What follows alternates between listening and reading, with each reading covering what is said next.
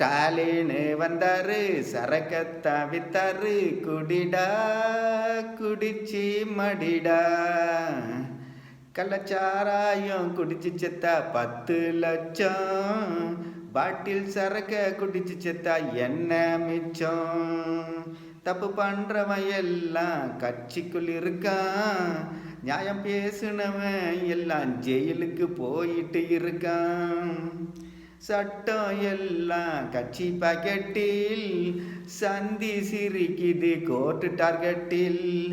Police என்ற பொறுப்பே இல்ல, பொதுமக்கள் பிச்சை கொடுக்கலன்னா நீதி இல்ல.